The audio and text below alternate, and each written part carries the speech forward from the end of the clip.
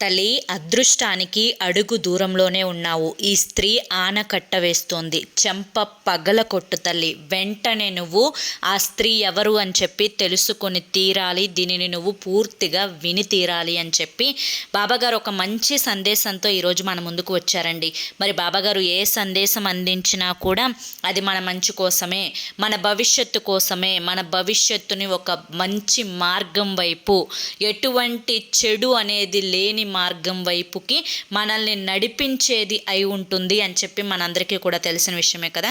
కాబట్టి వీడియోని చివరి వరకు చూడండి. వీడియోలోకి వెళ్ళే ముందు చాలామంది కూడా చెప్పుకోలేనటువంటి సమస్యలతోటి సతమతమైపోతూ వాటిని ఎలా తీర్చుకోవాలో తెలియక ఇబ్బంది పడిపోతూ ఉంటున్నారు. అటువంటి వారి కోసం శ్రీ షిరిడి సాయిబాబా ఆశీస్సులతో జ్యోతిష్యం చెప్పబడును గురూజీ శివరామరాజు గారు. Phone number 9959422552. మీరు ఇప్పటి వరకు ఎన్నో చోట్ల జ్యోతిష్యం చెప్పించుకొని మీరు ఆశించిన మార్పులు మీ జీవితాలలో జరగలేదని చెప్పి బాధపడి ఉంటారు. కానీ ఇక్కడ అసలు అలా జరగదండి. మీ సమస్యలు ఏవైతే ఉన్నాయో, ప్రేమ, పెళ్లి, ఉద్యోగం, రాజకీయం, సంతానం లేక ఇబ్బంది పడుతున్నా, భార్యాభర్తల మధ్య గొడవలున్నా, అప్పుల సమస్యలున్నా, శత్రువుల సమస్యలున్నా, అవేంటో గురువుగారికి వివరించి చెప్పినట్లయితే వాటికి తగిన పూజలు చేసి గురువుగారు మీకు రోజులలోనే పరిష్కారాన్ని చూపిస్తారు. గురువుగారు చెప్పింది చెప్పినట్లుగా 100కి 100% జరిగి తీరుతుంది. నమ్మకంతో స్క్రీన్ మీద కనిపిస్తున్నటువంటి నెంబర్కి కాంటాక్ట్ అవ్వండి. భార్యాభర్తల మధ్య వశీకరణ, స్త్రీ మరియు పురుషుల మధ్య వశీకరణ 100% జరపబడును. ఎటువంటి సంతాన సమస్యలకైనా కానీ గురువుగారి దగ్గర చక్కటి పరిష్కారం అనేది దొరుకుతుందండి. మాకున్నటువంటి ఎన్నో రకాలైన సమస్యలను గురువుగారు రోజులలోనే పరిష్కరించారు. అలాగే మీ జీవితాల్లో కూడా సంతోషాలు, ఆనందాలు, అదృష్టాలు రావాలి అంటే వెంటనే స్క్రీన్ మీద కనిపిస్తున్నటువంటి నెంబర్కి కాంటాక్ట్ అవ్వండి. ఇక ఆలస్యం చేయకుండా మనం బాబాగారి యొక్క సందేశం ఏంటో తెలుసుకుందాం. తల్లి, అదృష్టానికి అడుగు దూరంలోనే ఉన్నావు. కానీ ఆ అడుగు దూరం వేస్తే నీకు అదృష్టం దక్కుతుంది అని చెప్పి నీకు తెలియక, ఈ యొక్క అడుగు దూరం ఉంది అని చెప్పి నువ్వు గ్రహించక, నేను కష్టాలలో ఉన్నాను, బాధలలో ఉన్నాను, నేను సమస్యలతోటి సతమతమైపోతూ ఉన్నాను, అసలు నాకు మంచి రోజులే లేవా, నాకు మంచి రోజులే రావా అని చెప్పి ప్రతి క్షణం కూడా ఆలోచిస్తూ దిగులు పడుతూ ఉన్నావు. అయితే నీ జీవితంలో కూడా అదృష్టాలు ఉన్నాయి, ఆనందాలు ఉన్నాయి, సంతోషాలు ఉన్నాయి. నువ్వు ఏవైతే కోరికలు కోరుకుంటున్నావో అవన్నీ కూడా చాలా చాలా సర్వసాధారణమైనటువంటి కోరికలు. మరి ఎందుకు నెరవేరడం లేదు అని చెప్పి ఎప్పుడైనా ఆలోచించావా? అయితే నీ యొక్క అడుగు దూరానికి ఆనకట్ట వేస్తున్నది ఈ స్త్రీ. ఈ స్త్రీ ఎవరో కాదు తల్లి, నీ యొక్క నాశనాన్ని కోరుకునేటువంటి స్త్రీ, నీ యొక్క మనశ్శాంతిని నీకు దూరం చేసేటువంటి స్త్రీ, నలుగురిలో నీకు చెడ్డ పేరు తీసుకొచ్చే స్త్రీ, ఉన్న మాటలు లేని మాటలు కల్పించి చెప్పి నీ మీద ఒక చెడు ముద్రను, అభిప్రాయాన్ని చుట్టాలలో, పక్కాలలో వారి యొక్క మనసు లోతుల్లోకి దించినటువంటి స్త్రీ ఈ స్త్రీ. ఈ స్త్రీ నవ్వుతూ మాట్లాడుతూ తడి గుడ్డతోటి గొంతు కోసే రకం. అందితే కాళ్ళు, అందకపోతే జుట్టు. అవసరానికి మాత్రమే వాడుకుంటారు. అవసరం తీరిపోయిన తర్వాత నీకు నాకు ఇక ఎటువంటి సంబంధమే లేదు అన్నట్లుగా ప్రవర్తిస్తారు.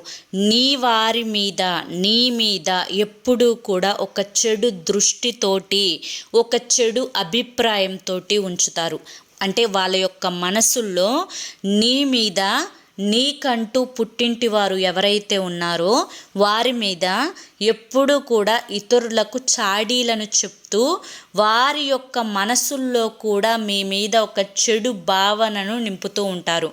అసలు ఇంతకు ఆ స్త్రీ ఎవరు అనేది నీకు ఇంకా అర్థం కాలేదా? అయితే ఆ స్త్రీ నీతో పాటుగా నీవు ఎలాగైతే ఈ ఇంట అడుగు పెట్టావో ఆ స్త్రీ కూడా అలాగే అడుగు పెట్టింది. నీ ఇంటి పేరు, తన ఇంటి పేరు ఒక్కటే. మీ ఇద్దరు వరసకి అక్కా చెల్లెళ్ళ వరస అవుతారు. కానీ రక్త సంబంధమైతే కాదు. కానీ ఒక ఇంటికే వెళ్ళారు. ఇప్పుడు అర్థమైంది కదా? ఆ స్త్రీ యొక్క కన్ను నీ మీద ఉన్నంత కాలం నీ జీవితంలో ఎటువంటి ఎదుగుదల అనేదే ఉండదు. కానీ తన కారణంగా ఇలా జరుగుతుంది అని అప్పుడప్పుడు నీ మనసుకి నువ్వు అంటే నీ మనసుకి తెలిసినా కూడా చేసేదేమీ లేక తన కళ్ళ ముందే అన్నీ జరుగుతున్నాయి, తన ఎదురుగా ఉండక తప్పడం లేదు. మంచైనా చెడైనా బాధైనా సంతోషమైన ప్రతీదీ కూడా తనకు తెలిసేలాగే జరుగుతున్నాయి. మరి ఎలా అని చెప్పి ప్రశ్నించుకుంటావు. అక్కడి నుంచి దూరంగా వెళ్ళిపోదాము అని చెప్పి అనుకుంటావు. కానీ అవకాశం లేక అలా ఆగిపోతావు, ఆలోచిస్తావు. ఇక్కడ ఏది ఏమైనా జరగనివ్వు తల్లి, ఇద్దరూ ఒక్కచోట ఉన్నా కానీ నేను చెప్పిన మాట జాగ్రత్తగా విను. నీ జీవితంలో ఆ అదృష్టం అనేది అడుగు పెడుతుంది. దానికోసం నువ్వేం చేయాలి అంటే ఆ స్త్రీతోటి నువ్వు తను ఎలా నీతో ప్రవర్తిస్తుందో నువ్వు కూడా అలాగే ప్రవర్తించు. తన మీద లేనిపోని ప్రేమను చూపించవద్దు. అవసరమైతే ఎక్కడా కూడా మొహమాటమే నువ్వు పడవద్దు. ఎంతలో ఉంచాలో అంతలో ఉంచు. అది నీకు వేరే ఎవరూ నేర్పించాల్సినటువంటి అవసరం లేదు. తనే నీకు అడుగడుగునా కూడా నేర్పిస్తుంది. తన బాటలోనే నడువు. తను ఎలాగైతే నీతో ఉంటుందో అలాగే నువ్వు ఉండు. తను రూపాయి పోకుండా, తన కష్టం అనేది పోగొట్టుకోకుండా, శ్రమ పడకుండా తన పని ఎలా చేయించుకుంటుందో నువ్వు కూడా అలాగే నీ పని చేయించుకో. అంతేకాని ఎప్పుడు కూడా నీవు సంతోషపడే విషయాలు తనతో పంచుకోకు. అలాగే నీ కోసం ఏది కూడా తను త్యాగం చేయదు. తన యొక్క సమయాన్ని కానీ, తన యొక్క శ్రమను కానీ, కష్టాన్ని కానీ, తన బిడ్డలని మీకోసం ఏదైనా పనికి అవసరానికి పంపించడం కానీ ఏది కూడా చేయదు. అలాగే నువ్వు కూడా ఉండు.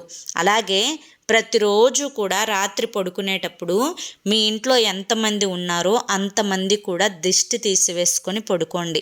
అలాగే ఎప్పుడైనా కానీ తన ఎదురు నువ్వు వెళ్ళేటప్పుడు నుదుటిన అమ్మవారి యొక్క కుంకుమ కానీ, బాబాగారి యొక్క విభూది అంటే నా విభూదిని కానీ, లేదంటే కనుక ఆంజనేయ స్వామి యొక్క సింధూరాన్ని పెట్టుకొని కానీ వెళ్ళు. దీనివల్ల చాలా వరకు కూడా తన యొక్క చెడు దృష్టి అనేది నీ మీద పడకుండా ఉంటుంది.